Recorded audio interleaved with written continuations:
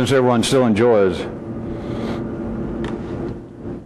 the sociological springboard, I'm going to go back and pick up a few things from the night before last. When I was speaking about the division, taking as the beginning, the basis of it, what they do in the city of the sociological class system throughout the world, throughout history.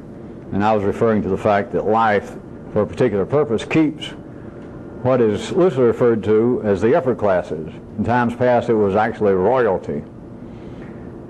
For the sake of what we're doing, and for the sake of what you should be trying to see by looking through here, if you can, let me just call it the continuity class, because as always, I mean more than what sociological books, psychology books, and history, and your own nervous system's imagination would tell you that the upper classes are. Look at it as being a continuity class. You can look at it as being a particular, and this does not fit 3D-wise, but trust me, it is a kind of semi-permanent dominant strain in the DNA of life as reflected in man. And that's why I was trying to get you to take a look at last time when I said that you could look at the so-called, or the erstwhile called, royalty and upper class as a kind of continuity that was otherwise lacking in the rather transient non-upper classes, the powerless, the people who come and go, us. Might as well just throw it out there and get in the open, it's us. Unless some of you are holding out on me, and it's pretty hard to hold out because I can spot even deep holes royalty. So I think I can safely say us. But on that basis, real quick, this was not where I was going to stop, but if you looked again at life as being what it is, in a flawed sense, verbal-wise, as being its own living organism, it has, in the area that we call human life, it has a semi-permanent strain to hold up some continuity, which, as I was saying, has been generally referred to as the upper classes, the ruling classes, royalty.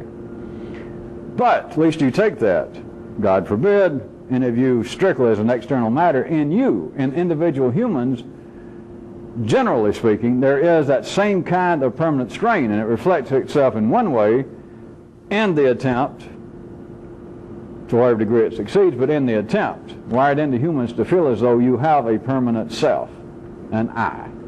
That is sort of like your upper class. The rest of you come and go. You should remember enough from your high school biology, whatever the story is, that your body, the cells absolutely replace themselves, once a year? I forgot what the figure used to be.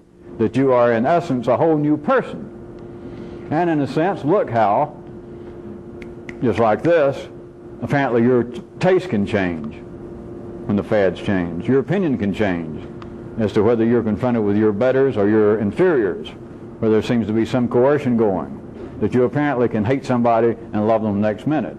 That is sort of like your transient population. That is your powerless people in you. But at any rate, I wanted you to try and follow me with a few more areas here, but just think of it as being the continuity class, because the way in which I am using it, as you should at least suspect, even if you can't get a grip on it, has nothing to do with royal blood, it has nothing to do with out there governments, it has nothing to do with out there power, it has nothing to do with out there social standing. As always, it's a little strange if you can listen with 3 ears. A lot of what I can talk about, like night before last, and like all the time, you can pick up stuff that is worthwhile as new information having to do with what appears to be the runnings of the affairs out there that you can't get out of a book. But at any rate, I wanted to point out a few more things, or try to, or to hint about the continuity class. Remember what I'm saying is what generally is referred to as the upper classes, the powerful. Specifically, several,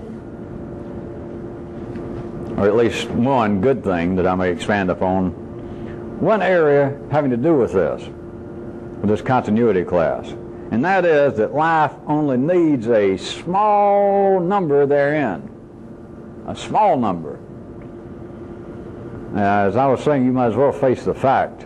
I was going into this a little later, but life is divided, always has been, at the 3D level, the observable level. Life is easily, it's one of the places that the binary split is getting close to being on the spot. And that is, life is split into the powerful and the powerless. And it's pretty clear cut. As always, I'm starting out trying to warm up and state the theme and get my chops, my fingers going for me to say it's pretty generally split. In a few minutes, in case you're not already heated up yourself, the generally divided is gross underspeak. But we'll try to start off slow and get it going. Into the powerful and the powerless. Now, the powerful, I want you to understand, I was throwing around figures not before last, and I've done before, talking about 94% and up to 99%. Even if I knew a figure, if I do, I haven't necessarily told it to you, but you can easily, I don't want to lock you in and think there's some magic number. I'm telling you it is in the high 90s. But you should be able to just look at history, or you should be able to feel something in your nervous system, those of you that are fairly literate. The powerful throughout history, right up until today, constitute a very small number of people in comparison to the rest of us. I'm talking about the powerful, the apparent powerful ones in the city, at the ordinary level. They always have been, way out of proportion to what you would think. It is like 3 or 4 people dancing with 10 billion people dancing backwards. That all it takes is one of these powerful people, and they can dance with, what, 10 million people at a time. Life only needs a very few number of people in this group. Now, something about this group. There's only 2 ways, if you are not born into it, which, again, we'll assume fairly safely that none of you were. If you are part of the powerless, there's only 2 ways, 2 possible ways that you'll ever get into the group, the powerful. Again, since we're coming on the weekend, I can't resist, even though all this is about you and about a secret revolution, try and listen with a third ear that you can pick up something about life that you might find useful. At least you should find it interesting. It's not the purpose of this, but it is like a closed caption lesson in history, as always, a lesson in everything out there, if you can hear me simultaneously. There's only 2 ways that a person can enter into the powerful group when they were born outside it. Uno. Number 1 is the king, the sovereign in your area, has got to grant you the favor for some service. The closest to most of us, I guess, our lineage, is the good old royalty of England, where all the titled, the peers of England came from, most of them, were for deeds done on the battlefield, even deeds done off the battlefield that helps suppress certain resistance. And the regent, the king at the time, or the queen, began to hand out these favors and would take people who were not part of any royal strain, and they would suddenly announce, for what you did, you saved my ass out there at such and such battle, and for that I'm going to, dub you Duke so-and-so, and go out there and take about 500 peasants, wherever the land are, throw them off, and you can have that 500 acres over here. Somebody go survey it, and it's yours, and it's your dukedom, and you're now the Duke of Earl. I know VJ label's out of business, but that is the way. The second way, the only other way, is by revolution. That the sovereign, the powerful in your area, you have got to overthrow. You have just got to overthrow them and set up a new line. Now, I can't resist right here a real quick aside, if you're trying to listen coevally with a third ear about how this actually relates to out there, although it not being the purpose. You can look throughout history or fit in your own nervous system that revolutions are always of 2 types. They immediately take hold or they don't. And it's got nothing to do with sociological forces, military forces. All it is life, knowing what it's doing.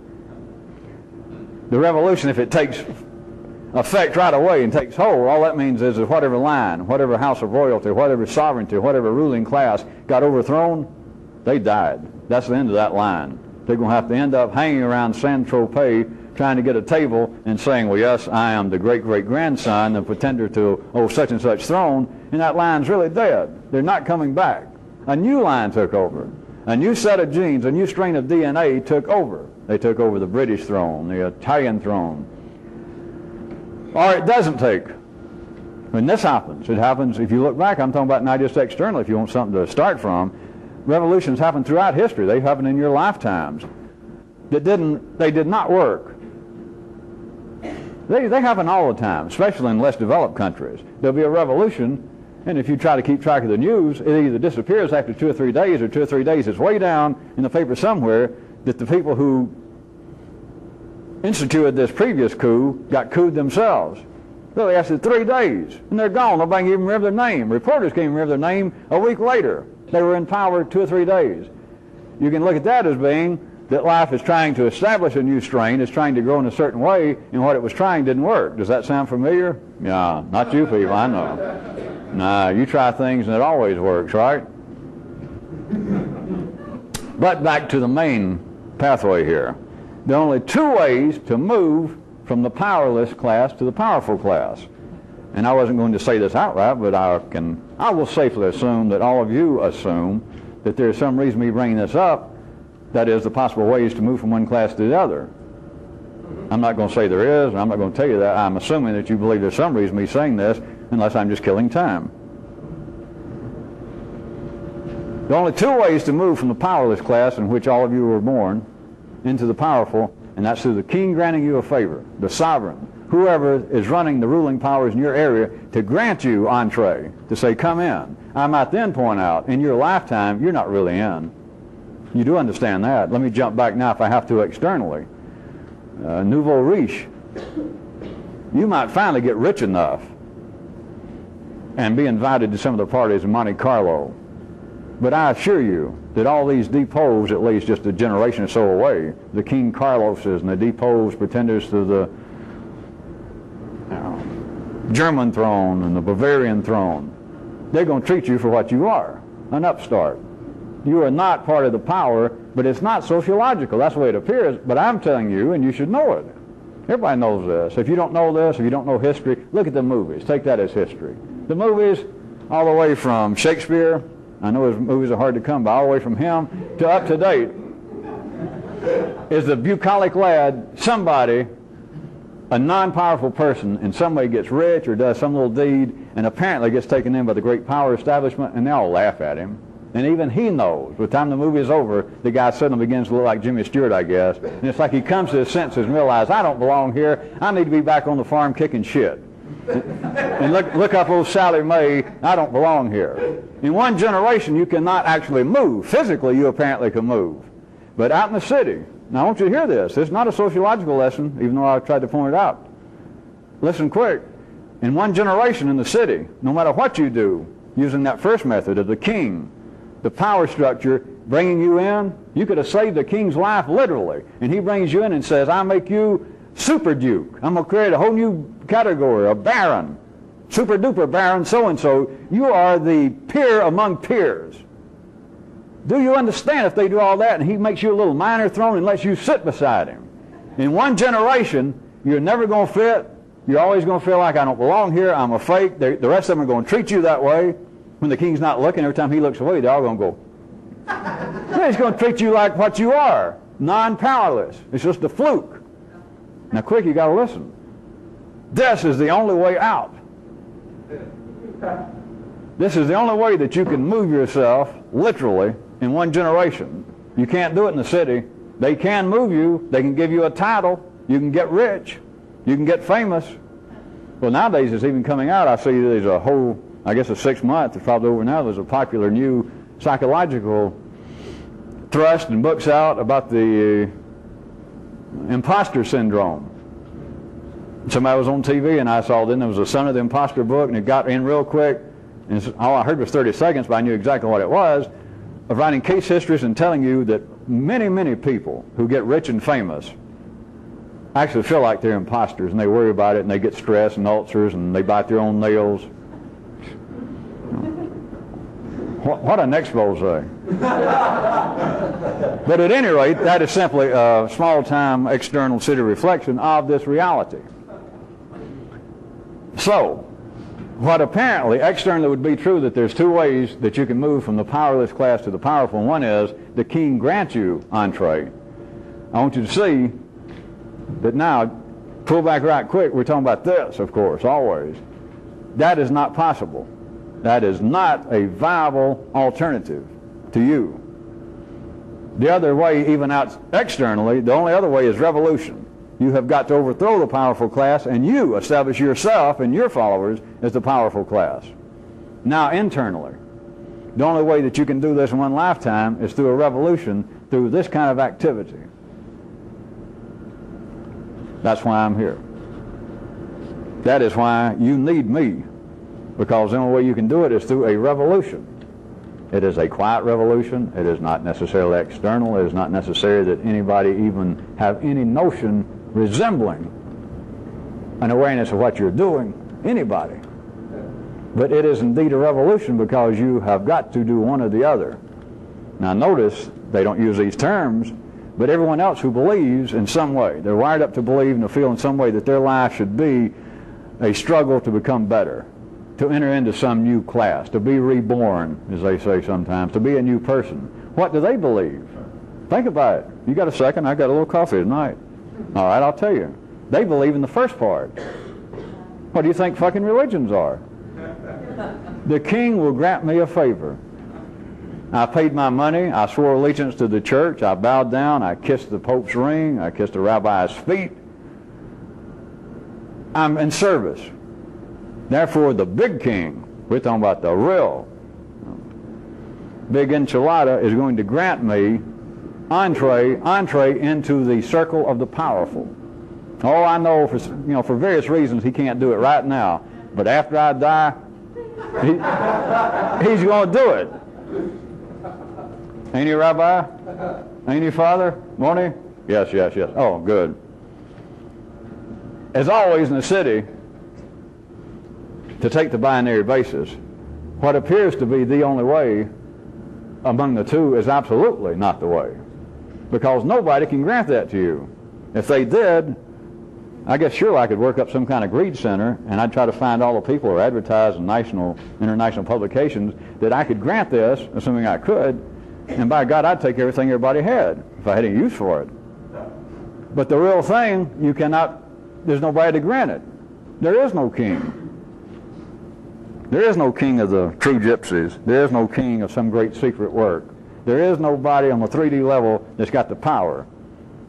Say, bless you, my child, you're now in. There are those who will. Now, I don't mean just some kind of crackpot faith healer out in a sawdust floored tent. We're talking about the big timers.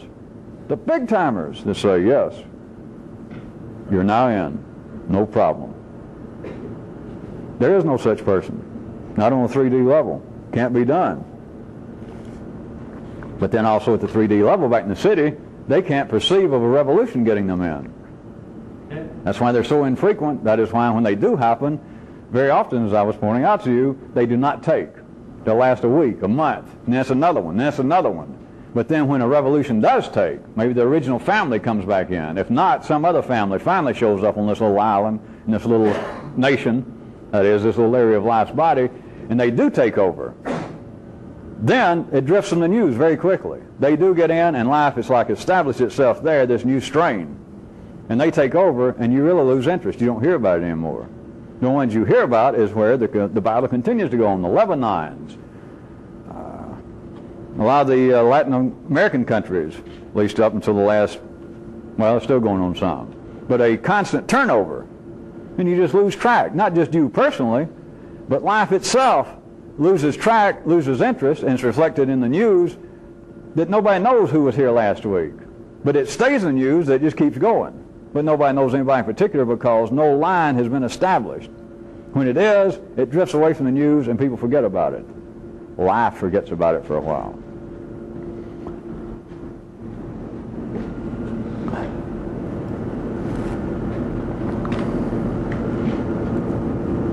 Another little aside. There's a whole lot to this. It's one of these good ones, so I'm not going to stay with it. So I just pointed out to you like I just thought of it. Hell, maybe I did. About the continuity class. Listen, this is really pregnant, if you got pregnant ears.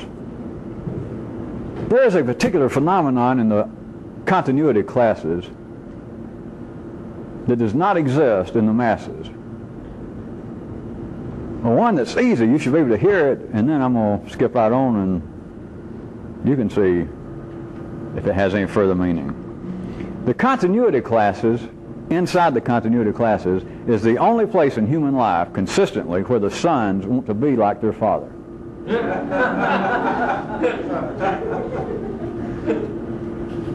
Think about it. Everywhere else, it's the generation rebellion. Always has been. Out there in the masses, the powerless, the 90+% of humanity, being like your father is nothing. It could be less than nothing. It's just meaningless to you people.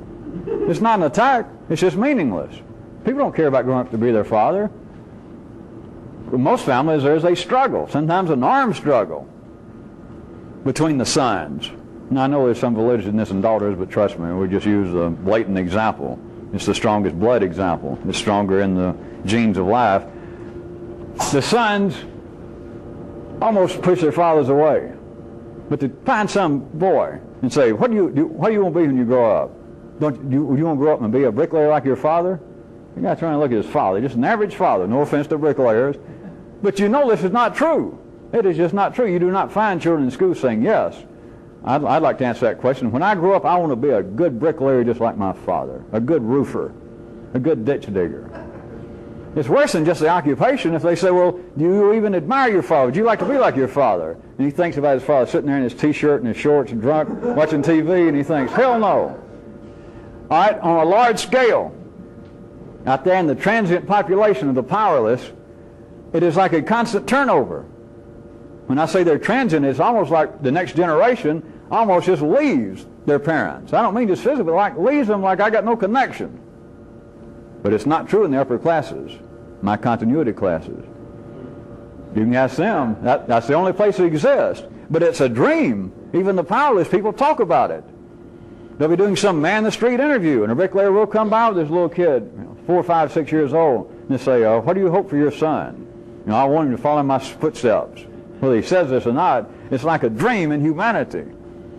Even these people, the powerless, when they're interviewed, they'll say things like, yes, we've got to watch the greenhouse effect and clean up these rivers because the future belongs to our little nippers, our little children. And that's the same people that throw beer cans out the window and do everything else, and yet life makes them say that. And again, you're back to this kind of non-hostile, almost mockery of the difference between what life says it is through humans and the way humans must lead their lives. It is only in the continuity classes that children do not rebel. It is only there that you can faithfully, correctly assume and predict that a kid that grows up in a banking family, he'll end up running that business. It makes headlines if it's otherwise. I guess they get drunk. Well, I don't say I guess, it's figure of speech, and take dope and all that in college. But if they get completely out of line, it makes headlines. Because it is the one place that one generation faithfully, in a sense, and with a sense of continuity, follows the previous one. That it is not a matter of rebellion. And a real aside, I'm vaguely aware, I could have guessed it anyway, there's been attempts at in-depth sociological studies as to why this is. And there are even people out in the powerless class, if you don't know this, that continually throughout history have tried to set up schools to teach you to have class. What they're trying to say is to teach you to imitate the powerful and maybe you'll rub off. And they don't work. But like everything else, they survive because as long as they fail, they succeed. You cannot take a child out of the powerless group, the child of a bricklayer, and in some way send him to a preppy school, and then get him in Yale, make him do his postgraduate work at Harvard, get him through there some way, and expect that he is suddenly going to be like the child of the continuity class. It will not happen. It won't happen because we're talking about a different strain of actual DNA in life's body. But there is this dream, and if you talk to people, the majority of humanity, they will tell you that, well, perhaps in my case, I don't know what happened. My son got off on the wrong foot, and he got put in jail at 15. We hadn't seen him in 3 or 4 years, and I don't really care for him. But this is some kind of transient anomaly in my life Because the feeling wired into everybody is that there could be a kind of continuity of one generation, my sons, generally following in my footsteps. Maybe they won't become a bricklayer, but they'll be in the construction trade, or at least they'll have honest jobs, and they will be Baptists, and I'm sure they'll be Democrats. And they'll hate Yankees if you're from the South, or if you're in Northern Ireland, if you're Catholic, I'm sure you'll grow up hating Protestants, and you're Protestants who grow up hating Catholics. There's that belief, and there's no basis for it. All you got to do is lose my great method. All you got to do is look around, and there's no basis for believing this. None. Out of the over 9% of the people in the world, the families, they got no basis. They can look at their neighbors, and it's not true. And then, God forbid, they can look at their own house, and it's not true. And forget all this about, well, it's transient anomalies in my system. They can't see the fact that it's never been true, but it's wired in, and it's only reflected in this small percentage of people, the continuity classes, that one generation faithfully follows the next, and even says, I admire my father. I want to grow up and be a money-grubbing, chintzy banker. We've only got $5 billion now, and before I die, I hope to double. I hope we got $10 billion, and I hope we run off most of these other people who are living on some of the lands we used to own. And they say that in all sincerity. There's a reason I went off on that side, as I told you, that little path. There's something quite pregnant there.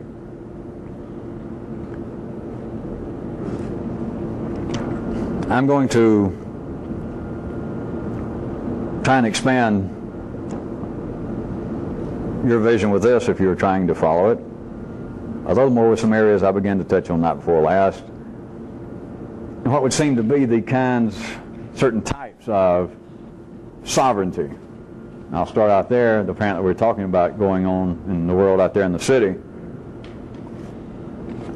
Historically, it is looked upon that the sovereignty of one group, by group I mean everything from a monarch to an oligarchy, one or few people, but the sovereignty, that is somebody or somebodies having control and dominion over the rest of the people. This kind of sovereignty historically has been viewed as being exercised in one of two ways, as through the right or through might. Right being some kind of authority. For years it was often known was this kind of divine authority, which I assume that many of you helpless people can laugh at. Many of the helpless people then laughed at it. But it is assumed on that basis that those exercising sovereignty have a right to do it, that they're operating on the basis of some authority. They're better people, their God selected them.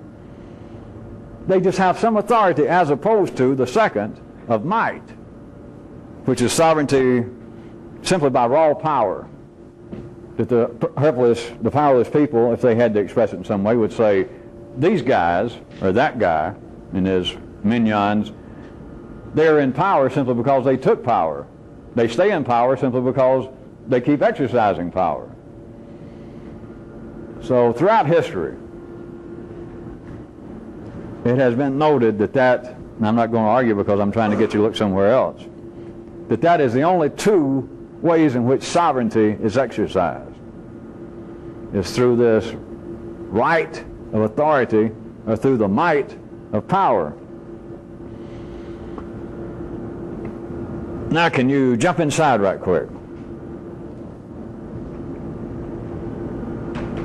Can you see that inside of a person, inside the state of individual man, you can see the same situation? It has never been noted in this manner, and of course you have never thought about it in this way, that apparently, whatever sense, I can call it I in your sense of self, but the words are of almost no importance, other than to say something. The sense that inside you are somebody stable, sane enough to keep you off the funny farm, and that you still walk around and sort of pass for everyday people. Of course, now that Sly Stone's not here to call your hand. Inside, you can feel that there is a distinction again, and you can feel it.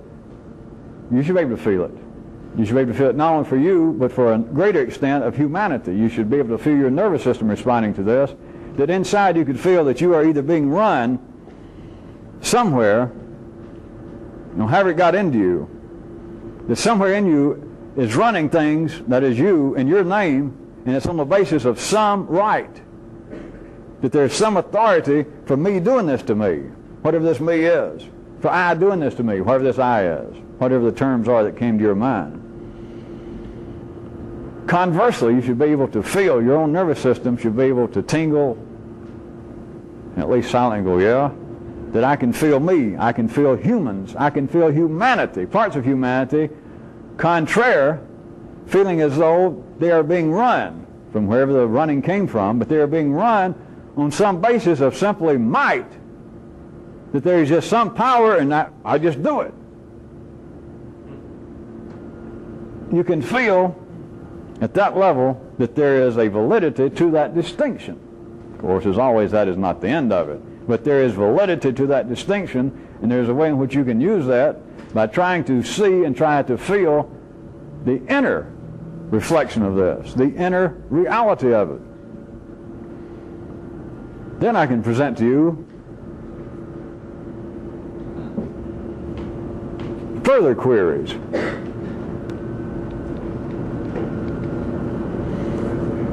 In these types of governments, let us go into the area of the monarchy, the rule by one person. And let's assume, I shouldn't slow down, I should be talking faster, shouldn't I? The harder it gets, the faster I should be talking. So all right, listen quick. In the area of monarchies, the rule by one person, can you see that by most city standards and most of the more sophisticated and complex areas of life's body right now, an individual human, they don't phrase it this way, is assumed, adjudicated, accepted to be one who has an internal private monarch. If you're otherwise, you're one of the 7 faces of Eve or the 14 noses of Hubert. You're not considered to be everyday people. That there should be somebody, there is somebody in you. That if your name is John Q. Public, then once you get to know John Q. for a little bit, he's sort of a John Q. Public. You sort of know who he is, you can sort of count on him and predict what he'll do, whether you like him or not, that there is somebody inside, on a throne, in charge. All right, in the area of the monarchy, assuming that this should be the archetypical middle-class human on life's body,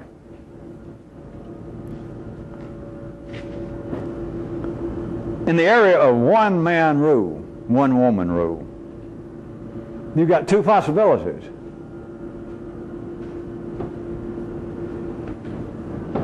The sovereign, the single ruler, could be one of 2 things. He could be, or she, of course, could be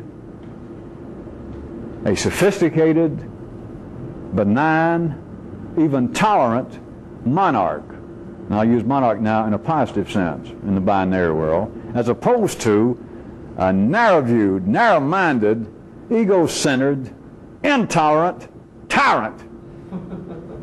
Now that's your 2 choices, right? Back in the city, it is. If it was anything else, whoever it was that got on the throne ain't going to be there long. It's going to be a revolution, or it's going to be a new, so-called, would-be, line of royalty that's going to be out faster than a cold pizza. So whoever's in charge of any particular area has either got to be apparently a benevolent monarch, which would be a rule, a sovereign by the matter of right. In other words, a good king. That's what we're talking about. Benevolent, gives you some freedom, is tolerant enough that you might even make jokes about the nature of life. You might even get close to maybe joking, not about him maybe, but maybe some of his in-laws. You might be able to paint paintings that don't make any sense to the middle class, to the Philistines, write music that the Philistines go, ooh, and the king might let it go.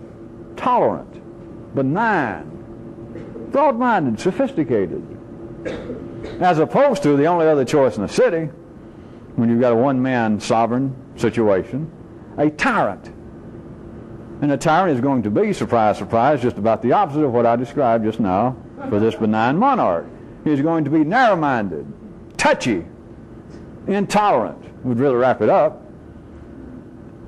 He does not abide much fooling around by the people. It's serious business. Mainly, he's serious business.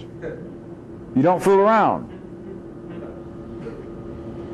He would be operating, as opposed to this benevolent monarch operating on the basis of some kind of apparent right. A tyrant, then, is operating simply on the basis of power, that is, might.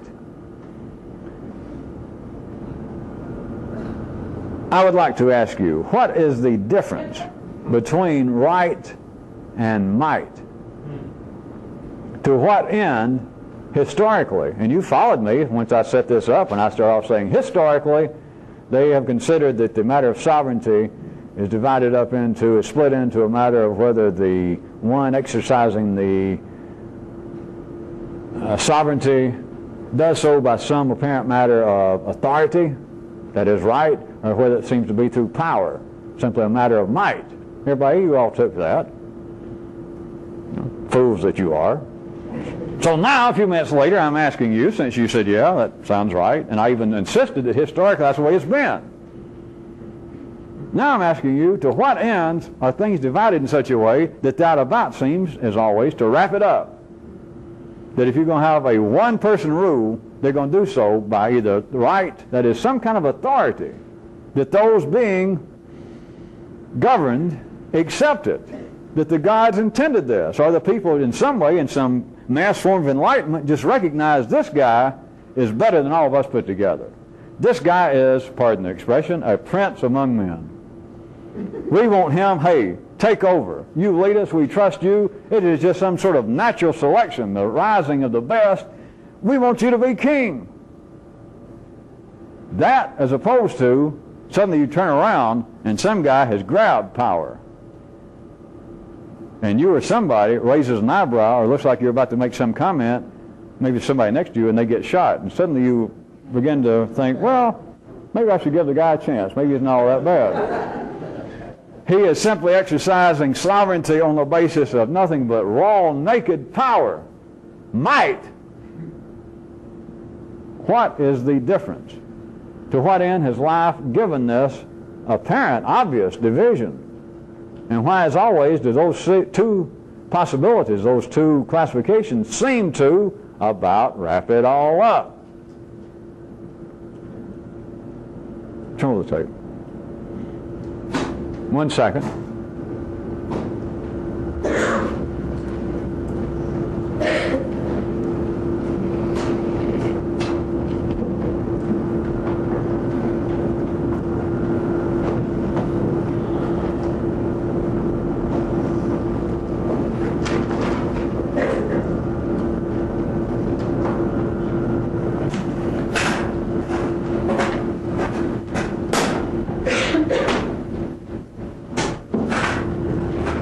Don't you love the elephant flautist?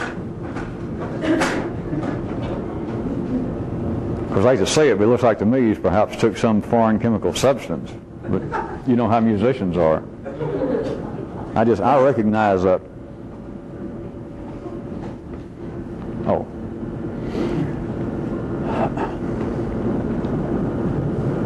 How about another aside while I'm right here? This too I will try and not say an overkill amount about, but I assure you this is equally pregnant to my other sidetrack. And that is a few words about those ever popular people, fanatics. There is a kinship among fanatics. Well, first off, there are types of fanatics that are not recognized as fanatics, because fanatic, of course, in the city is a pejorative term. And I understand. I'm not questioning that. We're not arguing that right now. But there is, as always, in the city, if you can find one thing that can be identified and it strikes your nervous system as, yeah, I know what you mean. The first time you hear a term and they describe what it represents, the kind of people, and you go, I got it. And they go on. You may die and never notice this, but there is a reverse to that. once they've identified this new group of people, let's call them the XRP people, then there are somewhere the anti-XR people. They just haven't been identified yet. And if they're not identified soon, then this group is going to turn out to be a fad. That is, this classification, this structure that seems to identify this group as having frontiers of their own enough that they can be identified as the XYP people, XRP people. If very shortly an anti-XRP group doesn't show up, then you're not going to hear much about the XRP group of people. It's going to be like the hula hoop. It'll be here and it'll be gone. But, did you follow all that? They talk about fanatics, but normally people don't say, if you say, all right, you got fanatics, and what's the counterpart of fanatics? There is none. I didn't go check it, but if you pick up a book of anonyms and you look under fanatic, I don't think you'll even find the word fanatic. I never checked, but I'd almost guarantee. Well, you think about it a second. What is the anonym for fanatic? Well, like reasonable or some shit like that, but that's child's play. Follow me. Let's take a good tyrant as being a fanatic. Now, I've described, and for various reasons in the past, I've given you several ways to try and look at what a fanatic is. One thing, a fanatic would be somebody who is wired up in such a way that he believes, or she believes, that anybody who is not wired like he is miswired.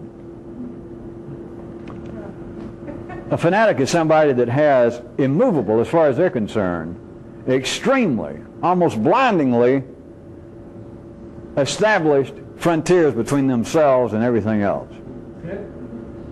Now, I could go on, but just take in general what the city thinks of as fanatics, what your own nervous system has already picked up as being fanatics.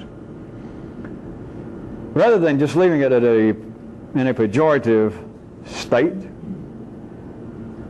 like with a tyrant, well, let me describe the tyrant a little more I've already described him, but this now fits in with the description of a tyrant as being a fanatic.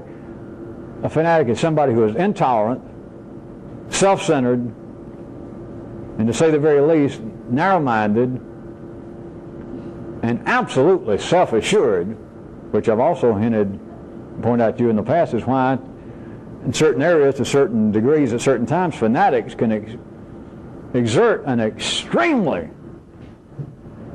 attractive posture. If you're not part of the group that got attracted to the fanatic, you stand aside outside the contours of that group of people, and you go, lo, I am sorely amazed at the stupidity of these people. There is an attraction, a genetic, a molecular attraction to a fanatic at the right time in the right place, because it's like he is the one person who seems absolutely to know what the hell he's doing. And when times are in a certain way, that is, when the molecular rolling of life's DNA through man in a particular place and the blood is boiling or cooling off in a certain manner, you'll find large numbers of other molecular structures called humans grabbing the fanatic by the ankles, anywhere you can get him, and holding on for dear life, like chaos is going to overtake us and this is our only chance. But still, the word fanatic, of course, came about through those outside the frontiers of this group of people who look at it and are sorely amazed, if not ashamed or frightened. The benign monarch is an unrecognized twin brother of a fanatic. A benign monarch, an enlightened ruler, has got to does display what? Absolute self-assurance, does not need a name tag, does not have to go out in the streets and beat the people up. He does not have to get the troops to line them up and have parades every weekend and them all march and holler, hooray for the king, we love him. He doesn't have to do all that. He is self-assured. He is stable. He too has a kind of self-centeredness to him, or he won't last. But such a monarch, remember this is figurative speech now, such a sovereign, such an apparent single source of power is never looked on as being a fanatic, and is never looked on as being anything less than a marvelous, benign, enlightened sovereign of some sort. But do you see that they are twin brothers?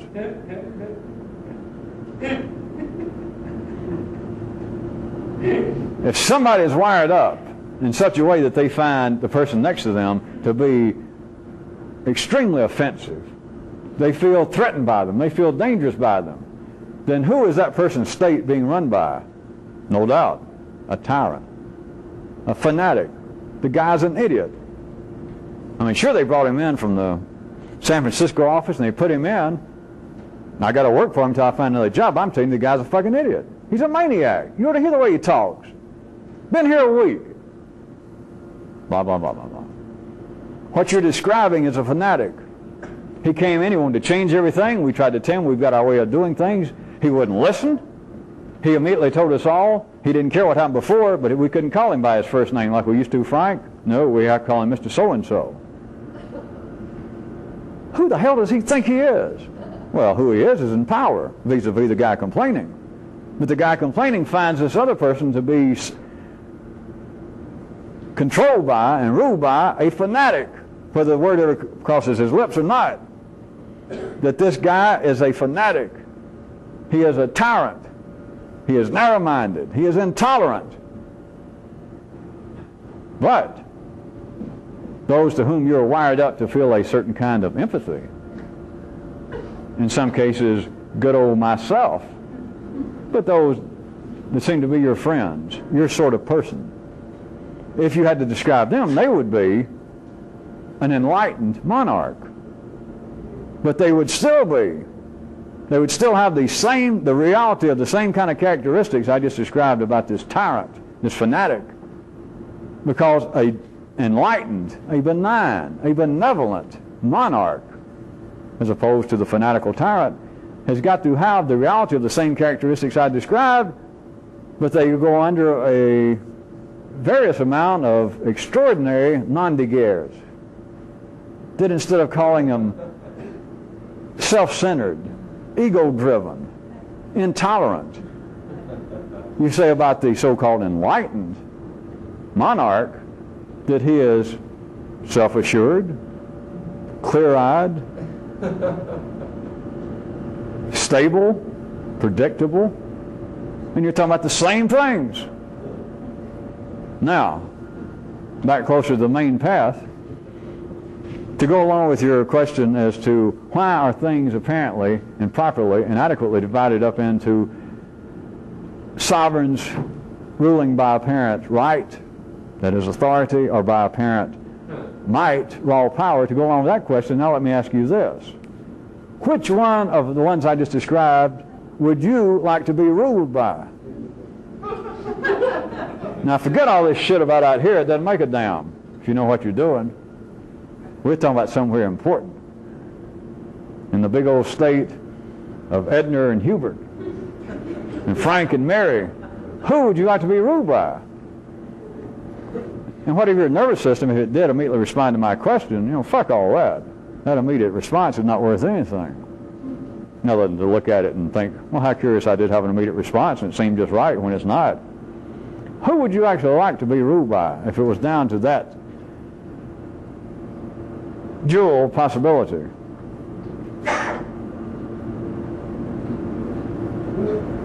You know, put it another way, at least any of you choke on that verbiage. How is it you want to feel like that you're running yourself?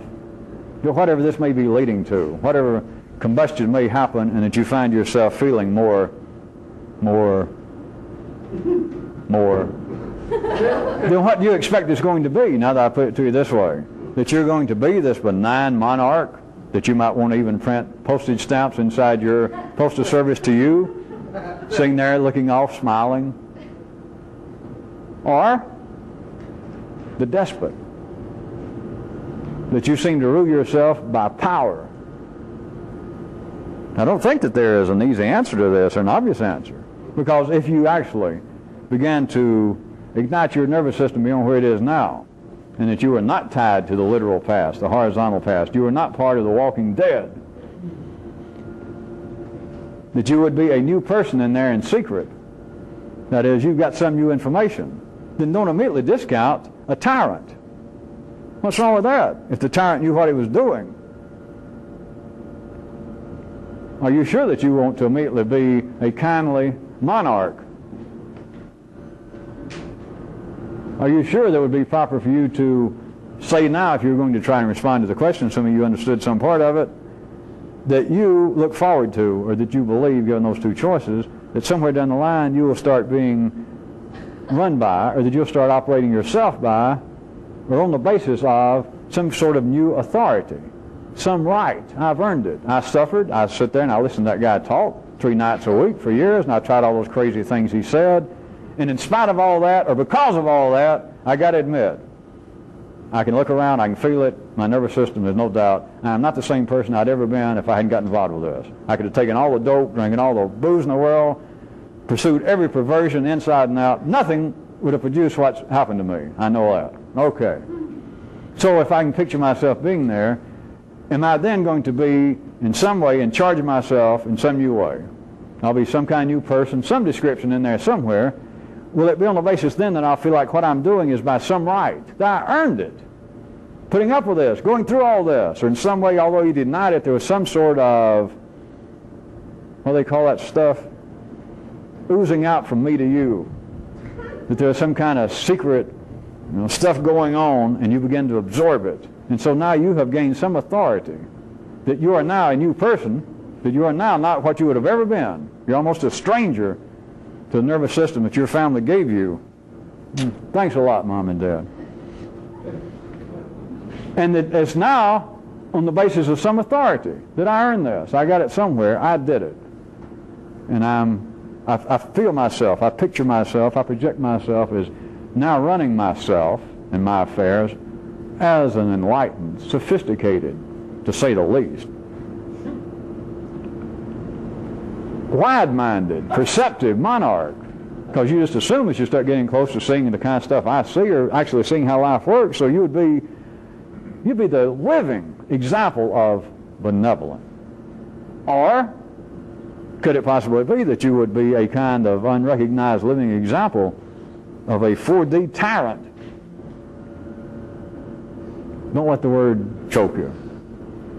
That you would be operating then, you and your apparent affairs and relationships, on the basis of a new kind of might. Part of the purpose of me going through all this in this particular paragraph, if you are not suspecting or seeing it, is to try and get you to where your eyes begin to cross and you begin to see an overlapping, and you do indeed begin to extract you that there is no valid question about what's the difference between might and right, that they're the same thing. You just begin to get little glimpses, they overlap, and there's really no difference. Now in the city there is. Or they wouldn't be the distinctions. There would not be the two words. There would not be the historic split.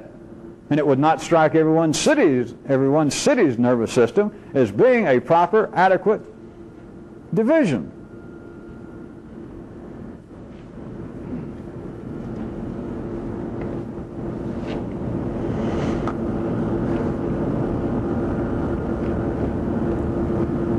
I'm taking this pause to let you know that I'm coming back off the sidetrack. And I'm not going to push this any further.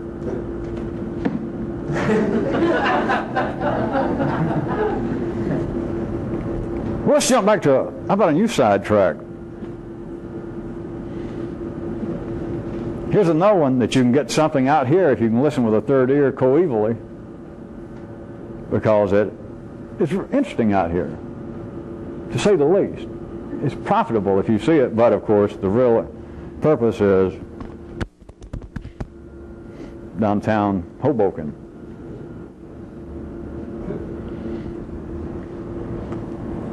You would all do well for me to start this, and I may throw in something a little more specific. I think I will. But to see that life in the city, life historically, life at the level at which all of us would have lived it had it not been for this mutant strain in life, this very teeny-weeny one, in which you people are screwing around with, by screwing around with me. Other than that, everybody else is divided into two very distinct classes, and that's the powerful and the powerless. And that is just a fact, and you need to see that. It is not sociological, it's not financial, it's not anything having to do with the environment. It's not anything having to do with people, as always. It's simply life. That's the way life has got things divided in humanity. That a few people dance forward. A few people dominate almost everybody else. That's not proper English. or it's not descriptive. The few dominate everybody else. I don't mean almost everybody else. Having said that, here's my other side path. Try this right quick. All of you history lovers, in the last, 100 years, no more than that, a new term came about. I shouldn't misdirect you. Forget that. Some of you, I was trying to take an easy way, but this has been floating around. I keep laying it on Grecian times, at least for the Western mind. But anyway, the term itself is no more than a centennial old. But anyway, it's what is now called the middle class. I refer you to a great piece of life's misdirection again, because there is no such thing as a middle class. No such thing. Not within the framework that I have correctly described to you, that there is the powerful and the powerless. Life has produced this. At least any of you, the reason I backed off on a side path is the idea of a middle class is not really new in the last 100 years, but the term is. Life continues to bring this up, and it is a supreme mispointing. It's a form of you people from the south of the right parts of New Jersey that understand it used to be referred to in good juke joints and bar rooms down on the Louisiana coast as a couple of guys would get drunk, or some girls could do it back then, and they'd play a game known as, hey, let's you and him fight. And women used to be great at it. And a lot of men could never. I'm on a side path now. And I used to hear men marvel at, boy, she don't know what she's doing, which I used to get a great laugh even as a young nipper, that the woman didn't know what she was doing. It was suddenly getting two guys, like she didn't have anything else to do, and she didn't really want to dance to either one of them. And suddenly she's playing this game about, hey, the one guy maybe she came with, the guy's been buying her beer for the first hour or so, and suddenly she has got him playing, hey, let's you and that guy fight. That's the middle class. Nobody saw the connection?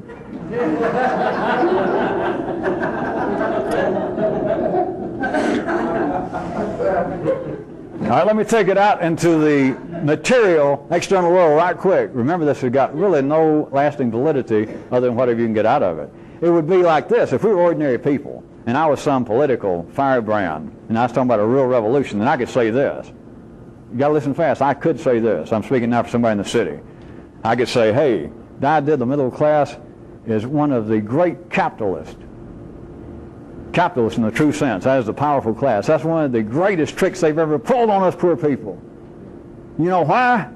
Because they've split us up, and now they got us struggling amongst ourselves to believe that there is a kind of trade class, a kind of, as I said, now it's called middle class, that can pull itself out of true poverty. True impotence, and they're the kinds of people now that build suburbs out of true poverty, true impotence, and they're the kinds of people now that build suburbs. We're not poorless, we're not completely powerless. The powerless are the people living under bridges, the homeless, circa 1988. The people who they're not even literate enough, or they don't have the energy to even go and get on food stamps, or get on welfare. Now that is the truly powerless. But me? I got a $150,000 home out here, close to a golf course. I got a Mercedes and a Bimmy, and my wife belongs to several nice clubs, and one of my children is already in a private school. Of course, they don't point out that several times a month they have to sit down and sweat blood, and it gets down to pennies. And they've got 3 or 4 charge cards. They are powerless. Powerless. Now they're driving cars, they're living in houses, they're not living under bridges. But do you hear me? They are as powerless as the people living under the bridge. A computer, I shouldn't blame it on machines, a vice president in a fit of pique, sitting at American Express, could mash several buttons, and this guy that just spoke up, a living example of the American or somebody's middle class, could be on the street under the bridge with his wife and his kids, in his remnants of some Ralph Lauren t-shirts or whatever it is. He could be right out there that fast. All they would have to do is for several charge card companies and the bank within a matter of 10 minutes to call him and call in all the loans. You'd see what the middle class is. Now remember, I'm talking now apparently like I'm an ordinary revolutionary hothead in the city. But that is a fact. The so-called middle class throughout the world is that close to being what they think of as being the lower class. Now we're going back, remember I'm still talking for the city instead of my description of the continuity class, the good old historical, at least in our lifetime, sociological division of the upper, middle, and lower classes. There is no middle class. It is a kind of misdirection that life has now got people for several purposes. I can pour it out in words. This is not the reality. This is simply an outline of it. This is a sketch of it. This is me pointing at the reality of it. It gives the impression that the powerless can in some way gain some amount of power. It's to give the feeling, the illusion that, all right, I started out absolutely powerless. I'll admit that. I won't hide the fact I came from an illegitimate relationship. I don't even know who my father was. My mother scrubbed floors in people's houses over in Birmingham, Alabama. I had to drop out of school at the age of 7, blah, blah, blah, blah, blah. But here I am today. I am an Amway distributor, and I got my house, $180,000. Of course, they don't say anything about, having 3 mortgages and all that. The point is, it gives the illusion that I have pulled myself. I am no longer actually powerless. Because look where I came from. I grew up in a place with no indoor plumbing, no family life, and look what I've done. I am now, by all, the IRS would back me up on this, I am now a solid part of the middle class. Right. He is as powerless as his mother was. It is a trick. It is a misdirection, but it gives the feel, and it does something else. It keeps energy moving in the powerless class, because then there is a struggle. It's what I went through the thing about the girl playing the game, is the middle class and the lower class now perceive themselves to be in a kind of struggle. And I don't mean, of course, taking the extreme of the people, the winos living under bridges.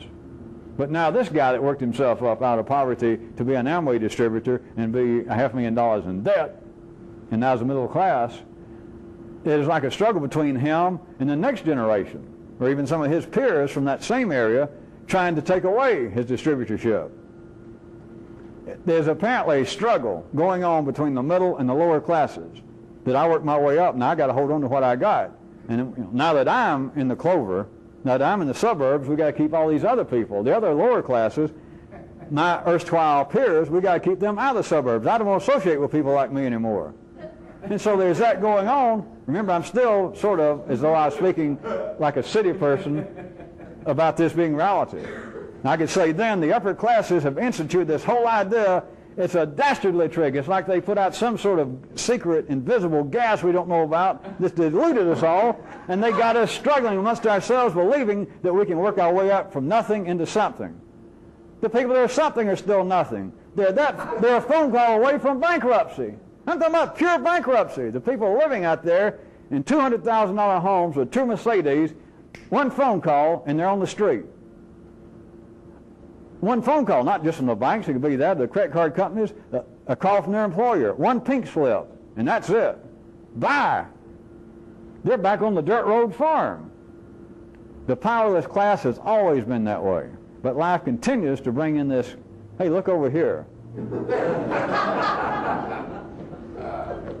It is, another way I can put it, it is a kind of soothing effect, a kind of mentholatum rub for the irritation of standing in this slaughter queue. That you were born helpless, and by the time you realized at all that you were standing up and could walk, they put you in line. And you're in line with people who don't know where they're going. You're in line, and they push you around and say, move here, move there, and not only do you do it, everybody around you does it, and you keep seeing this other group. You hear about them, you get glimpses of them, that seem to have some ability to get out of line. They seem to have some power that you don't have. We're talking about an ordinary life now.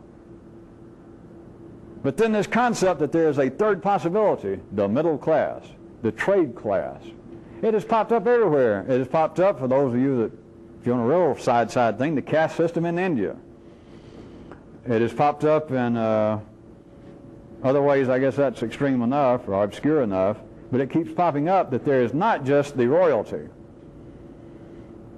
and then the people, the peasants. There's not just the liege and then the legionnaires. I'm sorry, I couldn't resist it. The king, and then the people. When there's been that situation, it always produces what? What is known as the nobility, which was their form of the middle class. Like, well, of course we're not the king because only the king is a king. But at least we can get up here on the ramparts and look down there and piss and spit on the peons. At least we're better off than they are. No, they're not. All the king's got to do. Let's go back, the 1700s when they didn't have credit cards and phones. It's the same thing. All the king's got to do is be wandering around up there on top of the castle and see one of the nobles with his purple little hat and that he gave a dukedom to, and he can just look at him and point to one of his guys and say, push him off. And they push him off, and that's it. Or he can just look at him and say, what was your name? And the guy say, well, I'm Duke so-and-so. Don't you remember when you did so-and-so to me? And the king say, well, I don't really remember. I don't like your looks. Strip him of everything. Take his land and throw him off the top here. Get rid of him. And that's it. A phone call away from absolute bankruptcy. There is only the powerful and the powerless. That's it. But there is this great illusion that life keeps doing of a middle class. Now, it's possible to move, sort of, if not absolutely, but it's possible to work your way up, to make some progress from the powerless to the powerful, and it's impossible. All you got to do is look around. Now, that's true out there, but as always, now right quick, let's go where it counts, or at least where you might be able to do something fucking about it.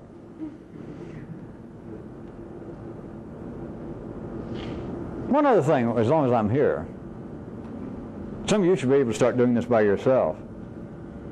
Those of you who have read enough, the middle class, under whatever name, nobility. Every time the people have tried to write about this for 6,000 years, the so-called middle class, whatever it was called at that time in that area, the middle class, among many other things, but the middle class, somebody, they'll identify it. It's like that great Supreme Court justice that we had here several decades ago when some of the good smut cases came up. He finally said, well, I can't define pornography, but I know what it is when I see it.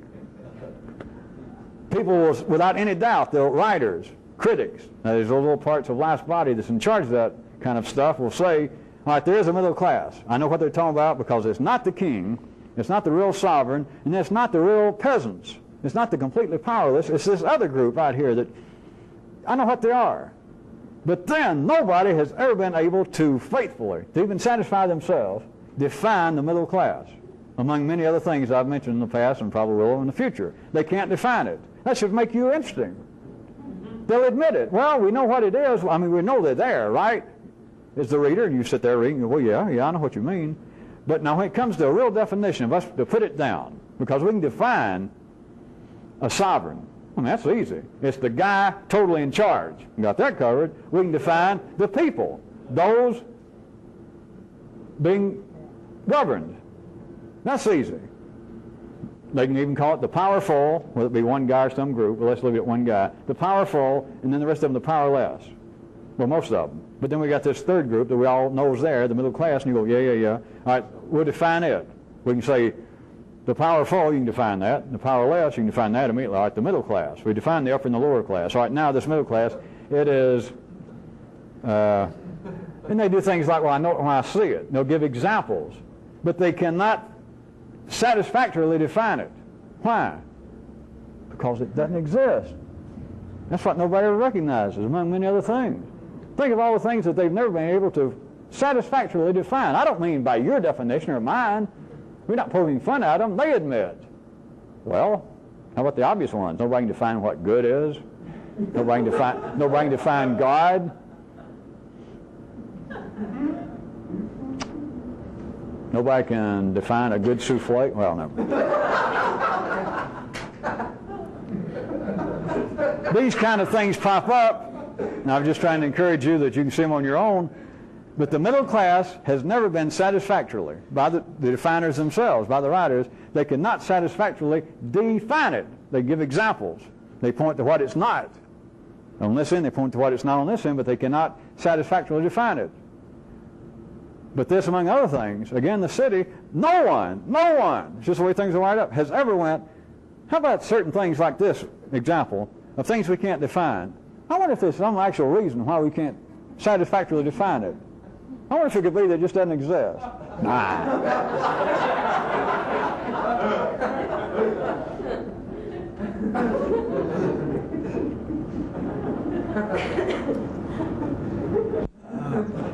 With a little real aside, I promised I might say something of some practical significance. All of you realize by now, to point out the obvious, I do not in any way, generally at all,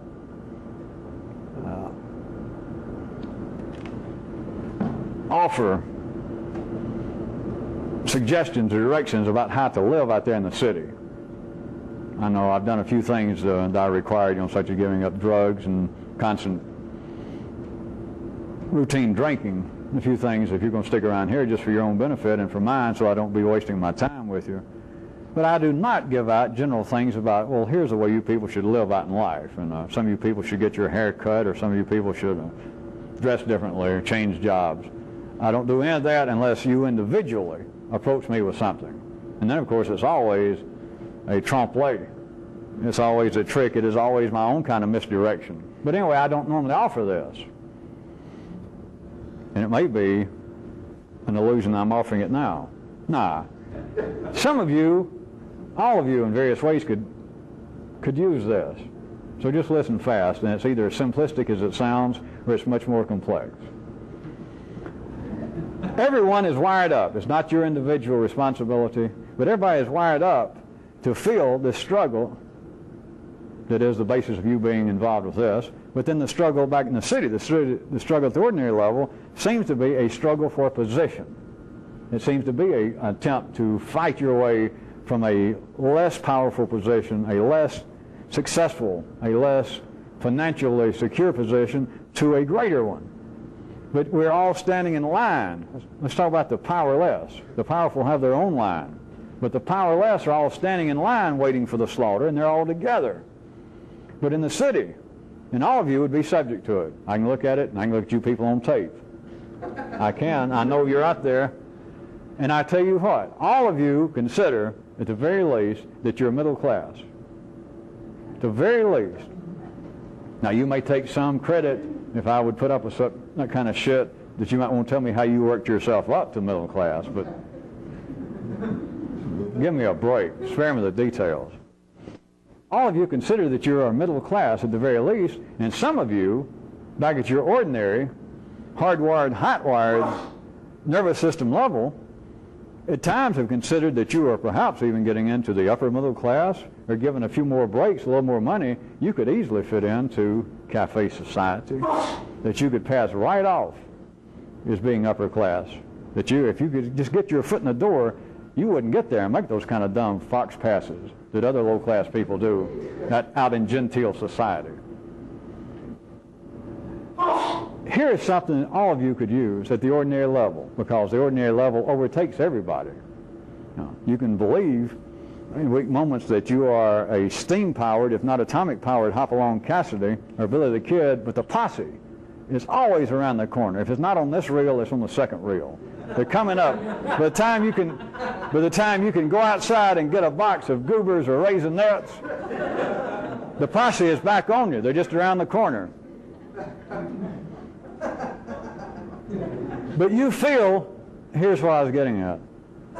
Everybody's got some touch of this, and some of you worse than others, and it can be of great practical value because it is a simple, precise, observable fact. When you catch yourself, and I'm not going to make up many examples, you either hear me or you don't, of the kinds of things you look around, and here you are in your BMW or whatever it is, and somebody goes by, and the world's most beat-up pickup truck, no fenders left. You can see the air through the tires. And you can see how poorly the guy's dressed.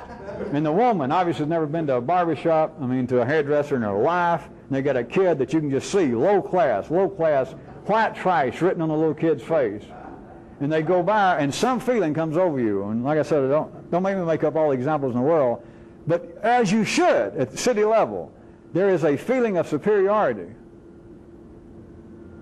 Even if you came from that kind of milieu, there is a feeling of superiority, and you may not analyze it this way, but at that time you feel closer to moving up figuring some way that you move up while standing in this horizontal line to the slaughterhouse, but in some way that you move up, and you do feel, at the ordinary level, there's nothing wrong with it. It's the way life is arranged. You feel superior. You feel closer to the upper classes. But listen, the ones of you who really got a nervous system that's tied to this, you should realize this. You ain't got a goddamn bit of kinship to the upper classes. None. Your kinship was that white trash in that pickup truck. Because as far as the upper class is concerned, it's them against both of you. Both of you. To those in power, there is no middle class. They know it's a joke. They know you're not going anywhere, and they know that the only difference between you and that Mercedes and that guy in the pickup truck is a phone call, is a credit card. Your kinship is to the dirt people of this earth, to the powerless. And you're feeling that in some way, and I know you don't sit around necessarily and use the terms in your head, and your nervous system is not necessarily by any means wired up to even think of these terms, but you feel a kinship. You look upon that and you feel as though, well, thank God I'm on my way up, that I may have come from a background similar to that. But those kind of people, illiterate, real loud, noisy, they make obscene noises with their body, and they drink cheap alcohol, and just all the stuff. And if there's any kinship, I'm not nothing against them. You're not going out and shoot them, but keep your distance, because what I'm aspiring to is I'm working harder and harder, and maybe I'll get invited to that country club, and they'll finally let me join, and the boss, and perhaps the boss of your company, the CEO of your company, the owner, may be part of the power structure. And your boss has even hinted that perhaps before this year is out, before the summer is out, that they may invite you and your wife to a party. And it's like you feel yourself getting closer and closer to some success in life. Not to the slaughterhouse, but the thing is you feel a kinship more and more, a possible kinship, a possible involvement with the power structure as opposed to these poor people. There is no such goddamn thing possible, and you would benefit yourself to realize it. And this is not a sociological comment, but it can be of use to you. Your kinship, all of you, everybody listening to this, your kinship is with the people in the pickup truck. That's it. That is it. You've got no kinship with the powerful. It is a different line of DNA. It is a whole different strain in which you were born. And liver cells do not become lung cells in a lifetime. Not out there. Now, in here we're talking about something else. But I went through all that thing about the pickup truck and all my profanity and white trash for a purpose, trying to get your attention, and that I am pointing at something that happens in life, and all of you to varying degrees are subject to it, that you feel, and it's proper. I'll tell you one more time, it's proper at the city level, but it is a waste of time at the very least. It is a waste of energy. It is a slow bleeding every time it happens, to believe that there is an arm's length there between you and whatever appears, what person, what group appears to be to you at that time the extreme in powerlessness. That's your kinship. You've got no kinship at the other extreme. That's the delusion. You've got none. None. And to understand that, it's still not part of the revolution. It's really not part of this. But to understand that, I assure you, would make a bunch of you at line level consciousness finally catch your breath and realize that you have been running, with truck tires tied to your ankles. You've been running while holding one lung in your hand, mashing it. It's as though you have been willfully being in debt, if you remember what Kyroots pointed out. And one way to look at being in debt is a willful making yourself short of breath. But you might as well drop that illusion. And I know that some of you even start doing in this, and some of you still got the nervous system. I can see it, I can read it, I can feel it. It's no stranger to me that even in here you look at this for a while, and your nervous system can come back that this may be something that you'll stay with for a while, but as soon as the breaks come to you, you may have to let this go. You might try and keep in touch with me because you're sure that I'll be interested in staying in touch with you. If these breaks you got in mind, really come about and you're suddenly worth $3 or $4 billion, boy, there's no doubt that, if you say, well, I got to collect my money and look after it for a while, but can I keep in touch? You're just sure that I'll say, wow, can you keep in touch? Here's my private number. Keep in touch with me. The chances of that happening, I don't give you the blues. But even if you get rich, you got no kinship, not in this lifetime out there in the city, you got no kinship with the powerful. Now in all religions, we're running out of tape, but in all religions, one little final thing here, all religions, they don't know why and they don't know how to say it, but they say something about that. They're always bad-mouthing the rich in all religions. And why? Well, first you got to remember, are religions made for the powerful? No. No. None of you believe that, do you? No, the kings. I know the history. Of course, history is whatever life says it is. But I know history now says things about that the kings of Egypt or the kings of Mesopotamia went out and worshipped these things. Hell, they're the ones that had the things made. They're the ones that say, go out there and make these gods. Religions are for the powerless. The religions that are known, what you hear about in the 3D world. And so think about that all religions badmouth the powerful. Except they don't know why and they can't describe it, and it does not really stir up trouble. But somewhere in there they'll say something about, woe unto a rich man who tries to better himself. Well, the reason is in the city he can't better himself. That's as good as he's going to get.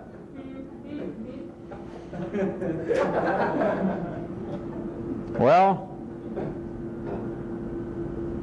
besides the literal benefit that I said some of you could experience through realizing that your kinship is with the lowest classes, as you would call it, with the powerless rather than the powerful. You got no kinship with them. Rather than that, we could go on, I may pick it back up. You understand that that is also true in here.